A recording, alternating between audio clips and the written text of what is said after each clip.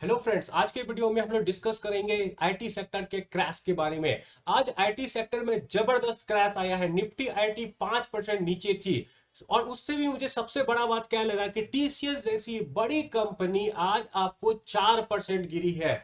ना सिर्फ ये, टीसीएस अपना 2020 के सपोर्ट पे आके खड़ी हो गई है एंड टीसीएस का आज का फॉल मिला के अपना ऑल टाइम हाई से 43% डाउन है आज के टाइम पे। और मैं आपको यह बात बताता हूं, टीसीएस सेम लेवल पे आपको 2020 अक्टूबर में थी। इसका मतलब क्या होता है, 5 साल से भी ज्यादा वाला पुराना वाला सपोर्ट पे टीसीएस जाके खड़ी हो गई है आज के टाइम पे। और मैं आपको एक इंपॉर्टेंट बताता हूं, ना सिर्फ टीसीएस, आज टेक महिंद्रा गिरा है लगभग 6.5%, एचसीएल टेक गिरा है 6%, एलटीआई माइंट्री गिरा है लगभग 7%। और छोटी छोटी कंपनी जैसे एप्पल हो गई, उसमें तो 7.5% तक का फॉल आया हुआ है। तो लगभग आप बोलो तो निफ्टी आईटी में तो आज ब्लड बाथ था, हर जगह फॉल और डीप रेड फॉल। तो इसका रीजन क्या है पहले समझते हैं हम लोग, फिर देखेंगे आगे क्या इंपैक्ट हो सकता है और हमें टीसीएस जैसी कंपनी में, आईटी सेक्टर की कंपनी में आज के टाइम पे करना क्या है। तो सबसे पहले हम लोग देखते हैं कि ये फॉल आया क्यों है। इस फॉल का आने का जो मेन रीजन है वो है आपको कोबोल। और कोबोल के पीछे क्या है, ये है आपको क्लाउड कोड। क्लाउड कोड क्या है, एंट्रोपिक का बनाया हुआ एक समझ लो आप कोड है, ठीक है। एंड इनका बोलना क्या है कि कोबोल को हम लोग रिप्लेस कर सकते हैं। कोबोल का समझिए कि इंपैक्ट क्या है। देखिए, अगर आपको पता नहीं है, कोबोल जो है आपको दुनिया का 95% ऑफ एटीएम ट्रांजैक्शन को पावर करती है। कोबोल समझ लो तो एक आपको प्रोग्रामिंग लैंग्वेज है जिसका कि यूज होता है डेटा को हैंडल करने में। जैसे बहुत फास्ट डेटा जहां पे जनरेट होता है ना, वो डेटा को हैंडल किया जाता है कोबोल प्रोग्रामिंग लैंग्वेज के द्वारा। और टीसीएस जैसी कंपनी बहुत ज्यादा यूज करती है कोबोल का। और मैं आपको एक बताता हूं, टीसीएस हो या इन्फोसिस हो या टेक महिंद्रा हो, इनका ज्यादातर बिजनेस आज के टाइम पे आपको बैंकिंग एंड फाइनेंशियल सेक्टर से ही है।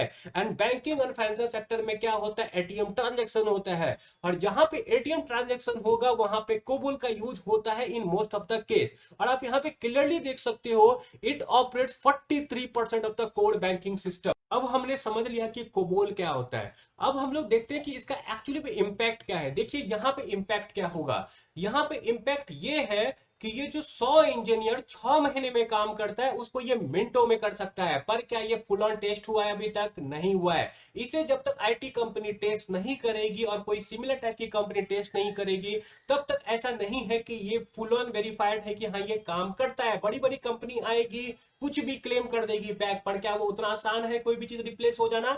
देखिए आपको मैं क्या बताता हूं, banking system is very very critical. इतना आसान नहीं है। एक फॉल्स पॉजिटिव, और मैं आपको बताता हूं, ये जो एआई मॉडल्स वगैरह है इनमें फॉल्स पॉजिटिव का चांसेस होता है, ये लोग हेलुसिनेट करते हैं। एक फॉल्स पॉजिटिव पूरा बैंक का इमेज को खराब कर सकती है। तो इतना आसान नहीं है, जब तक ये फुल ऑन टेस्ट नहीं होगा तब तक ऐसी चीजों का इंप्लीमेंट नहीं किया जा सकता है। लेकिन खतरा क्या है, अब ये समझते हैं हम लोग थोड़ा डिटेल से। देखिए खतरा सबसे बड़ा यहां पे यही है कि यहां पे जो बिलेबल आवर्स होता है ना, लोगों का बोलना है कि वो कम हो जाएगा। जैसे पहले आपको समझ लो तो टीसीएस जैसी कंपनी को, इन्फोसिस जैसी कंपनी को अगर किसी भी प्रोजेक्ट के लिए 100 आवर्स का, 1000 आवर्स का अगर बिलेबिलिटी मिलता था, तो हो सकता है वो घट के 20-30 हो जाए।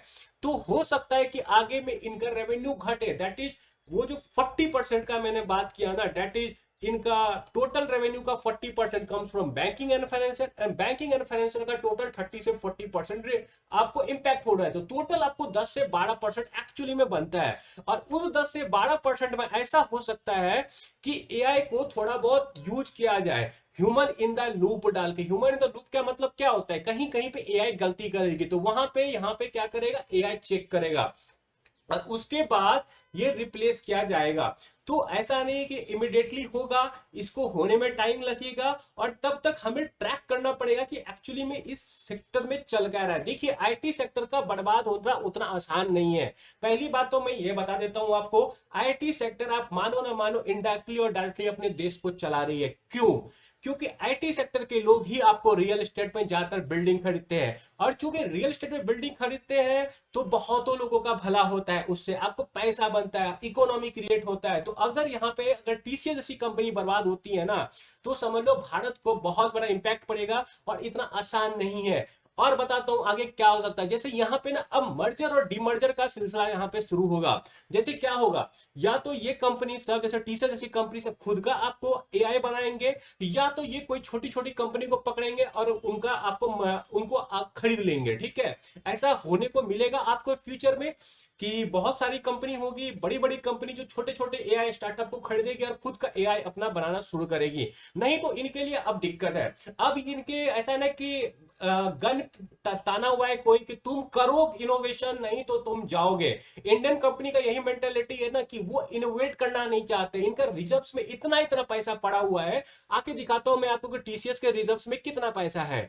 अगर आप टीसीएस का रिजर्व्स देखोगे तो टीसीएस के रिजर्व्स में 1 लाख करोड़ रुपया है। ये लोग क्यों नहीं खुद का एआई बनाते हैं? क्यों सरकार पे इतनी डिपेंडेंसी है? खुद का एआई इनको बनाना चाहिए। आज देखो आपका हालत खराब करके रखा हुआ है। तो अगर ये एआई आपने खुद बनाया होता तो समझो आपको कितना एज होता आज के टाइम पे। इंडिया में वो इनोवेशन मेंटेलिटी है ही नहीं। आपको जल्दी से इनोवेशन मेंटेलिटी लाना पड़ेगा, नहीं तो दिक्कत होने वाला है। और हो सकता है अभी तो आपका 3-4% का रेवेन्यू जाएगा, हो सकता है फ्यूचर में और भी जाए। ऐसा नहीं है कि टीसीएस जैसी कंपनी कंप्लीटली रिप्लेस हो सकते हैं। They are irreplaceable. क्यों? क्योंकि बैंकिंग जैसी सेक्टर में आपको चाहिए 100% एक्यूरेसी, और वो इंसान के बिना नहीं हो सकता है। वर्स्ट केस ऐसा हो सकता है टीसीएस कंपनी के लिए कि इनका 7 से 8% का रेवेन्यू हिट हो सकता है। क्योंकि मैंने क्या बताया आपको कि 100% का 40% है आपको बैंकिंग सेक्टर, उसमें से 30-40% इंपैक्ट होगा तो 10% हुआ। एंड 10% में से समझ लो कि बोला जाएगा कि तुम 3 से 4% अपना वर्कफोर्स कम करो। अब मैं इसको फाइनली कंक्लूड कर देता हूं और मैं आपको बताता हूं कि मुझे आगे क्या लगता है हो सकता है। देखिए, सबसे पहले ना आपको हर चीज इतिहास से सीखना चाहिए। आप इतिहास में पीछे जाइए थोड़ा सा और एक चीज देखिए। कुछ दिन पहले ऐसे ही आपको बहुत सारी खबर आया था कि सोलर इंडस्ट्री में, आपको सोलर सेक्टर में ओवर कैपेसिटी किन के लिए? मॉड्यूल बनाने वालों के लिए। तो वहां पे हुआ क्या? सारी सेक्टर आपको क्रैश की। 1 साल तक सभी नीचे थे। और आज के टाइम पे क्या हो रहा है? वारी जैसी एनर्जी जैसी कंपनी आपको धीरे धीरे अपने ऑल टाइम हाई की तरफ बढ़ते जा रही है। क्यों? क्योंकि धीरे धीरे मार्केट को ये रियलाइजेशन हो रहा है कि ओवर कैपेसिटी जैसा चीज नहीं है। उनका order book quarter on quarter 30% से बढ़ रहा है। रेवेन्यू 100% ईयर ऑन ईयर बढ़ रहा है।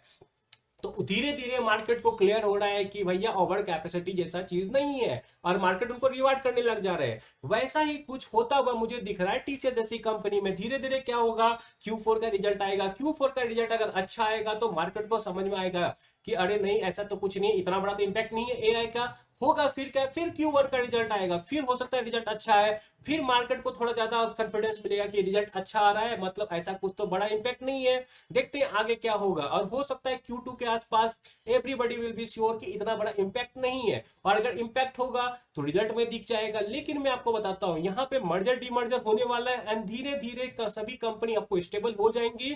थोड़े दिन का पेन हो सकता है, पर इस कंपनी में अभी पोजीशन ना ही बिल्ड हो करे कोई तो अच्छा है। देखिए, it is not a buy sell recommendation, but मैं रहता तो यहाँ पे पोजीशन बिल्ड नहीं करता। ये मेरे रडार से अभी अवॉइड के जोन में रहता, क्योंकि बहुत सारा अभी आपको डाउट है, क्या होगा नहीं होगा किसी को नहीं पता। पर्सनली मुझे नहीं लगता है कि इतना आसान है बैंकिंग सिस्टम में कोई एआई कंपनी को क्या बोलते हैं रिप्लेस कर पाना। एआई कंपनी किसी को रिप्लेस कर दे, it's not easy, it will take a lot of time and effort. Let's see क्या होता है, कुछ दिन में सब कुछ ही क्लियर हो जाएगा। और हाँ, अगर आपको मेरा वीडियो अच्छा लगा हो तो प्लीज लाइक कर दीजिएगा, सब्सक्राइब कर दीजिएगा। बाय।